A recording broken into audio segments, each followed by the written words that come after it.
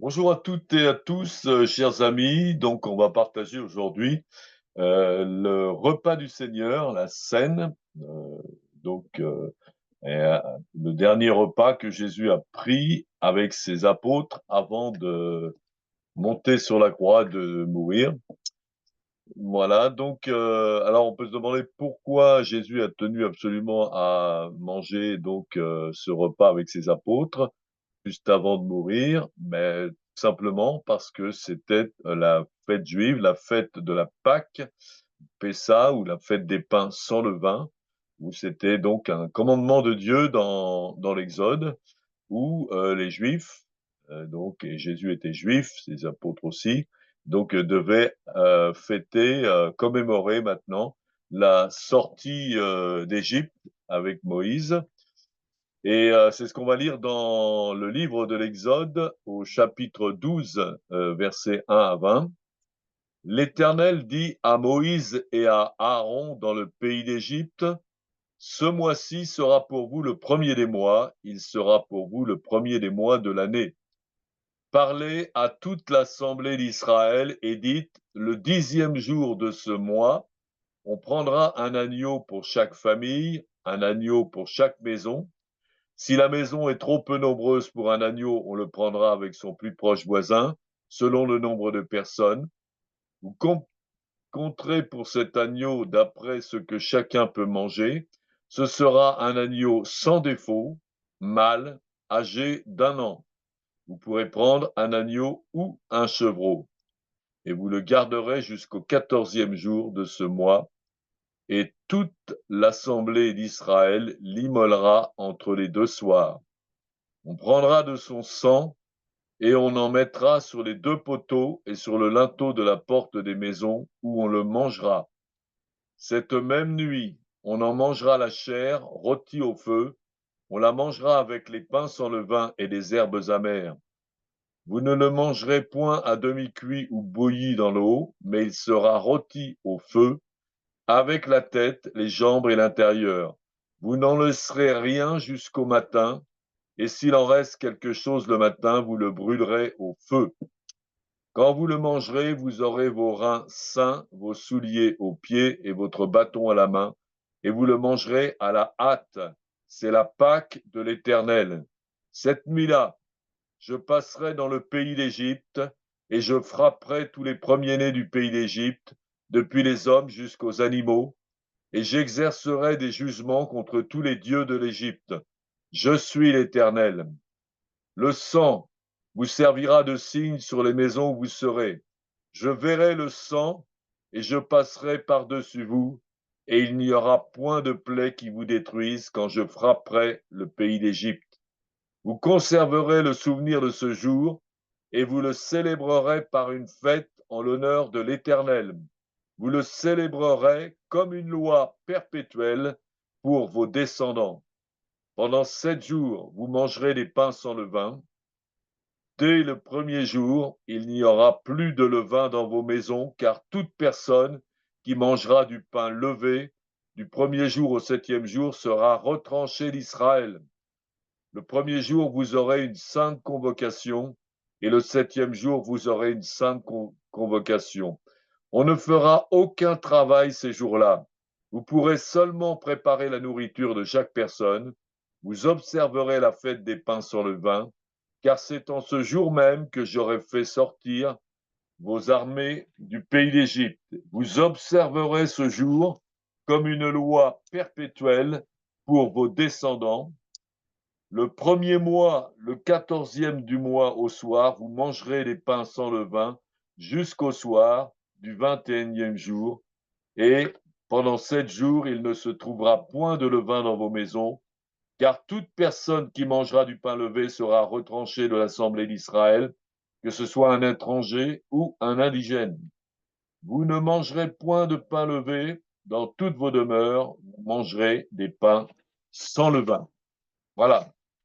Donc, alors, ça, c'est ce qu'on appelle la Pâque juive. Donc, c'était un repas qu'on vient de décrire ici, le repas de l'agneau, donc juste avant la sortie d'Égypte avec Moïse. Alors, le menu de ce repas, donc on l'a vu, c'était un agneau rôti au feu, des pains sans levain et des herbes amères. Donc, l'agneau devait être sans défaut, hein, comme donc on faisait avant les sacrifices. Et c'est une offrande au Seigneur. Il faudrait que ça soit un agneau parfait, hein. Donc, c'était le cas de cet agneau. Il était cuit sans le sang, bien sûr, comme les Juifs le font. Le pain était sans levain. Le levain, donc, signifie le péché, la corruption. Et il devait le manger en entier. Donc, ce premier repas a eu lieu le 14 du premier mois de l'année du calendrier juif. Et qui a participé à ce repas? Eh bien, c'était donc toute l'assemblée d'Israël qui était avec Moïse. Voilà, il devait prendre ce repas aussi rapidement parce que c'était juste avant la sortie d'Égypte. Après, il devait sortir d'Égypte et fuir le pharaon et toute son armée. Donc, pour ça que donc Dieu leur dit, quand vous le mangerez, vous aurez vos reins sains, vos souliers aux pieds et votre bâton à la main, et vous le mangerez à la hâte. C'est la Pâque de l'Éternel. Voilà.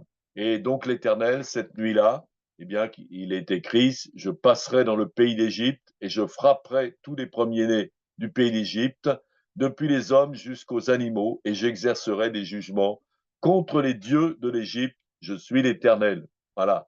Donc Dieu avait envoyé Moïse pour libérer les Hébreux, et donc, comment on le sait, donc ce qui est écrit aussi dans le livre de l'Exode, le pharaon, évidemment, a beaucoup résisté, donc Dieu a envoyé pas mal de fléaux, et jusqu'au dernier, le dernier, donc la mort de tous les premiers-nés du pays d'Égypte a permis la libération et la sortie des Hébreux d'Égypte. Et c'est là qu'ils ont mangé ce repas de la Pâque avec l'agneau immolé. Voilà, l'Éternel en même temps a vaincu les dieux d'Égypte. Hein. Ça rappelle évidemment le sacrifice de Jésus, l'agneau de Dieu, l'agneau sacrifié, l'agneau parfait. Hein. Jésus était parfait, sans péché. Et donc, en mourant sur la croix, on sait aussi qu'il a vaincu les démons et toute la puissance de Satan. Alors, donc là, le peuple d'Israël, pour se protéger, devait absolument prendre du sang, le sang de cet agneau qu'ils avaient immolé, et en mettre sur les deux poteaux et sur le linteau de la porte des maisons où le mangera. S'il n'y avait pas le sang, donc il risquait de mourir comme les Égyptiens. Donc, alors, évidemment, donc l'Éternel a fait cela pour libérer le peuple d'Israël de l'esclavage et pour qu'il le serve. Voilà. Donc, c'est ce que dit Dieu à Moïse. L'Éternel dit à Moïse, va vers Pharaon et tu lui diras, ainsi parle l'Éternel, laisse aller mon peuple afin qu'il me serve. Hein, quand les Hébreux étaient prisonniers et esclaves en Égypte, ils ne pouvaient pas servir le Seigneur, ils ne pouvaient pas faire leurs prières, ils ne pouvaient pas. Donc, alors maintenant, donc Dieu les a libérés pour justement qu'ils puissent me servir et aller dans cette terre promise euh, que Dieu leur avait promis. Alors, les Juifs, donc, à partir de ce moment-là, devaient commémorer cette fête tous les ans. Vous conserverez le souvenir de ce jour et vous le célébrerez par une fête en l'honneur de l'Éternel.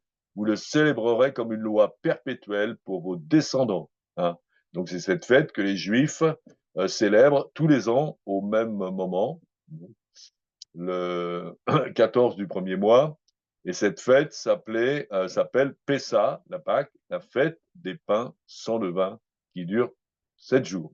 Et on voit que les Juifs pratiquent toujours cette coutume, cette fête, et surtout, ils ne devaient pas manger du pain levé pendant ce temps-là, parce que si vous mangez du pain levé, vous serez retranché d'Israël. Toute personne qui mangera du pain levé sera retranchée de l'Assemblée d'Israël, que ce soit un étranger ou un indigène. Donc je rappelle que le pain levé, donc c'est un pain corrompu. Donc il devait prendre des pains sans levain. Voilà, voilà donc, alors évidemment, tout ça, c'est une préfiguration de la scène chrétienne. Hein. Évidemment, cet agneau qui a été immolé par les Juifs à la sortie d'Égypte, ça nous rappelle évidemment Jésus, l'agneau immolé, hein, qui vient donc se sacrifier pour nos péchés. Voilà donc ce qu'on peut lire d'ailleurs. Alors, évidemment, c'était important. Jésus était avec ses disciples. Jésus était juif. Les disciples étaient juifs. Ils étaient encore dans l'ancienne alliance. Hein. Ils devaient suivre la loi juive et donc les commandements de Dieu qui leur disaient de tous les ans de faire cette fête de Pâques, de célébrer cette fête de Pâques et de manger un agneau et de manger aussi du pain sans levain et des herbes amères. Donc c'était simplement une pratique. Et en fin de compte, ce dernier repas marque aussi la fin de l'ancienne alliance. Parce que on va voir maintenant, donc Jésus inaugure un nouveau repas. Hein. C'est ce qu'on va lire maintenant dans l'évangile de Luc, au chapitre 22 et à partir du verset 7, le jour des pains sans levain, où on devait immoler la Pâque, arriva. Et Jésus envoya Pierre et Jean en disant, allez nous préparer la Pâque, afin que nous la mangions. Et ils lui dirent, où veux-tu que nous la préparions? Il leur répondit, voici quand vous serez entrés dans la ville, vous rencontrerez un homme portant une cruche d'eau, suivez-le dans la maison où il entrera, et vous direz au maître de la maison, le maître te dit, où est le lieu où je mangerai la Pâque avec mes disciples? Et il vous montrera une grande chambre haute, meublée, c'est là que vous préparerez la Pâque. Ils partirent et trouvèrent les choses comme il leur avait dit, et ils préparèrent la Pâque. L'heure étant venue, il se mit à table et les apôtres avec lui. Il leur dit, j'ai désiré vivement manger cette Pâque avant vous, avant de souffrir. Car je vous le dis, je ne la mangerai plus jusqu'à ce qu'elle soit accomplie dans le royaume de Dieu. Et ayant pris une coupe et rendu grâce, il dit, prenez cette coupe et distribuez-la entre vous. Car je vous le dis, je ne boirai plus désormais du fruit de la vigne jusqu'à ce que le royaume de Dieu soit venu. Ensuite, il prit du pain et après avoir rendu grâce, il le rompit et leur donna en disant, ceci est mon corps qui est donné pour vous, faites ceci en mémoire de moi.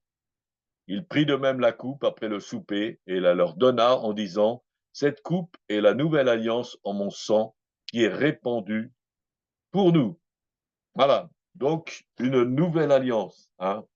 Donc Jésus, en prenant ce repas avec ses disciples, marque la fin de l'ancienne alliance, hein, donc obéissant au commandement de Dieu donné par Moïse pour manger ce pain, mais il va lui donner son vrai sens. Hein. Jésus dit, je ne suis pas venu pour abolir la loi, mais pour l'accomplir, c'est-à-dire pour lui donner son vrai sens.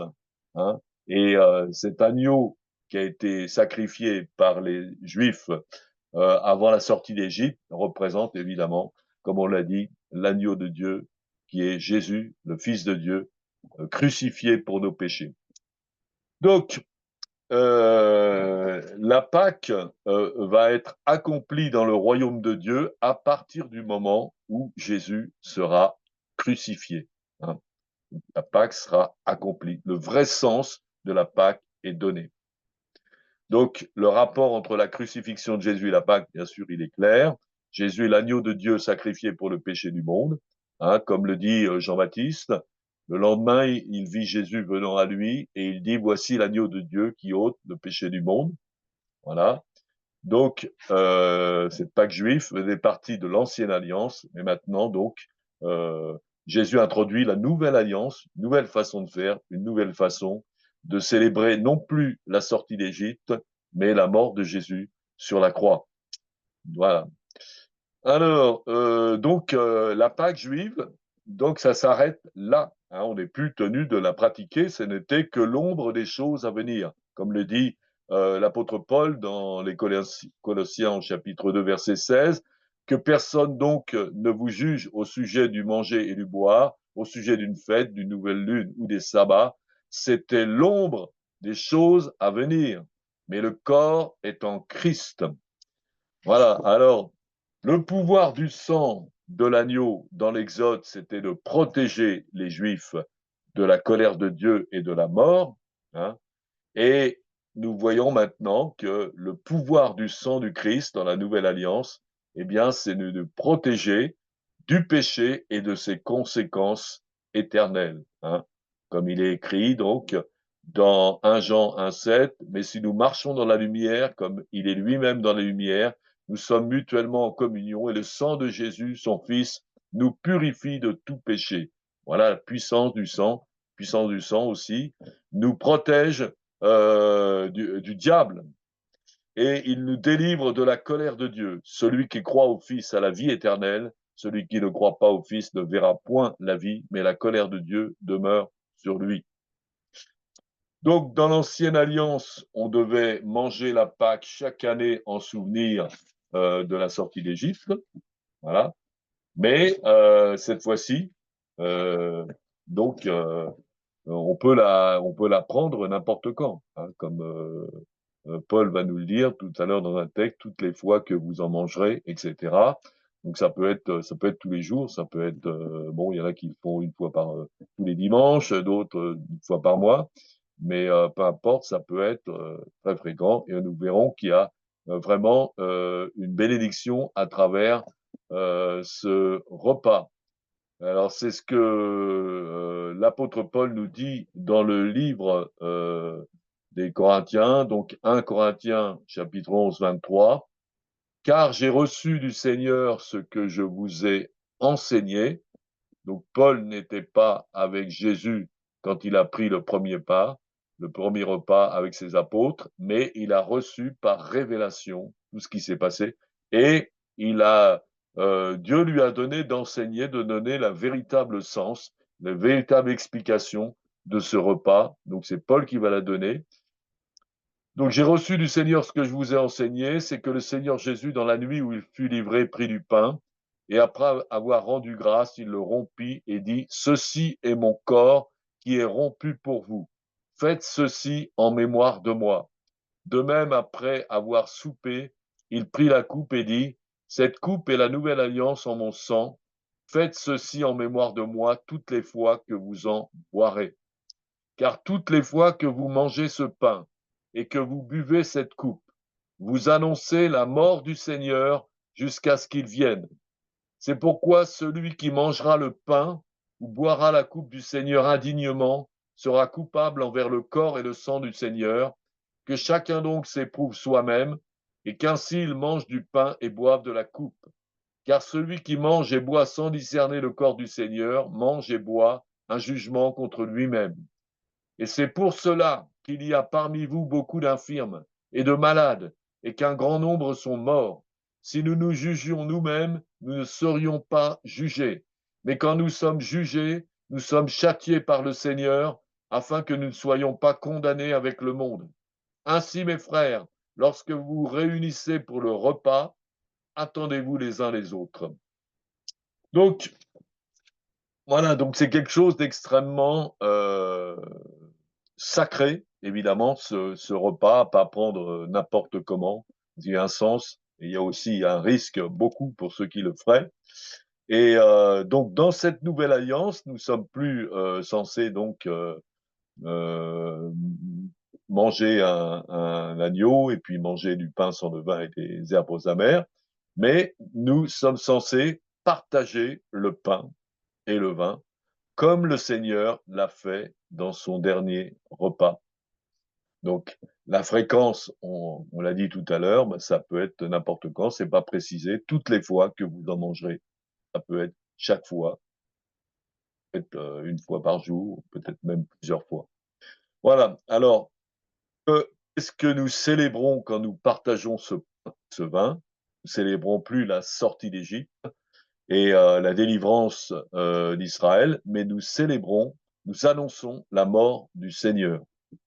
Jésus est mort sur la croix. Il est, lui, l'agneau immolé qui s'est sacrifié pour le péché du monde et qui nous a délivrés du péché et de ses conséquences éternelles. C'est pour ça que c'est quelque chose de très sacré, hein, et que devons-nous faire avant de partager ce pain et ce vin? Donc, l'apôtre Paul nous dit que celui qui mangera le pain, ou boira la coupe du Seigneur indignement sera coupable envers le corps et le sang du Seigneur. Que chacun donc s'éprouve soi-même, qu'ainsi il mange du pain, boive de la coupe, car celui qui mange et boit sans discerner le corps du Seigneur, mange et boit un jugement contre lui-même. Donc, on ne doit pas prendre le pain et le vin à la légère, mais vraiment s'examiner, hein, ne pas manger et boire donc indignement, sans discerner le corps du Seigneur. Alors, on va voir en fin de compte, ça a une signification. Qu'est-ce que ça veut dire donc manger et boire sans discerner le corps du Seigneur? Eh bien, on peut trouver l'explication dans une des paroles de Jésus qui nous dit dans l'évangile de Jean, chapitre 6, 53, en vérité, je vous le dis, si vous ne mangez la chair du Fils de l'homme et si vous ne buvez son sang, vous n'avez pas la vie en nous-mêmes, en vous-même. Celui qui mange ma chair et qui boit mon sang a la vie éternelle, je le ressusciterai au dernier jour. Donc, qu'est-ce que manger la chair du Fils de l'homme et boire le sang de Jésus? Évidemment, c'est un langage spirituel.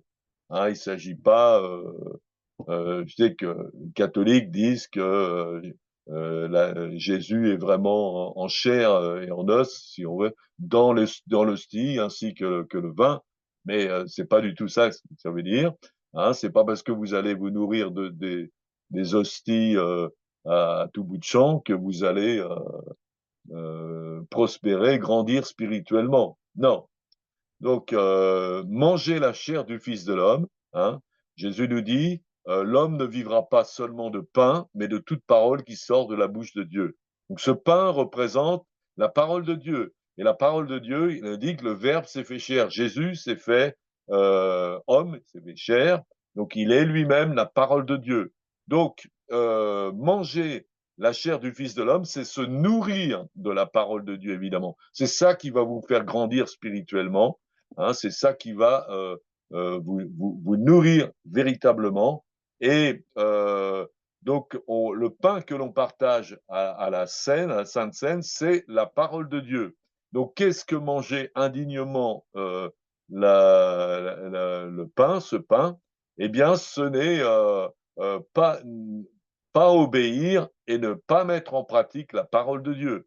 Donc, avant de faire cet acte, de manger ce pain, eh bien, il faut s'examiner. Est-ce que nous croyons vraiment la parole de Dieu? Est-ce que nous la mettons en pratique? Est-ce que donc il y a beaucoup de. C'est là qu'on doit s'examiner et, le cas échéant, vraiment se repentir et demander pardon pour ne pas la prendre indignement. Hein. Comme donc Jean nous dit, si nous gardons ses commandements, par là nous savons que nous l'avons connu. Celui qui dit je l'ai connu et qui ne garde pas ses commandements est un menteur et la vérité n'est pas en lui. Donc, si vous prenez le pain de la scène et que vous ne gardez pas ses commandements, eh bien, vous n'êtes pas en communion avec Dieu. Vous êtes un menteur. C'est ça c'est ça qui est écrit. Vous n'avez pas la vie éternelle en nous, hein, en vous. Donc, il faut absolument, c'est un moment où on doit se repentir avant de prendre ce pain et avant de boire le vin. Hein. Ou alors, si on n'aime pas son frère, hein, il est dit que celui qui hait son frère, qui n'aime pas son frère, est un meurtrier. Et vous ne savez qu'aucun meurtrier n'a la vie éternelle demeurant en lui. Donc avant, il faut se réconcilier, évidemment. On ne prend pas la Sainte Seine comme ça, on se réconcilie avec les autres. Hein. Vous savez ce qui est arrivé à Judas, hein, qui a pris la Sainte Seine avec les apôtres. Hein. Eh bien, c'est juste après que le diable est entré en lui, et puis il a fini par se pendre et il est mort. Voilà, donc il a pris une malédiction. C'est pas en communion avec Jésus qui voulait trahir et ni avec les autres.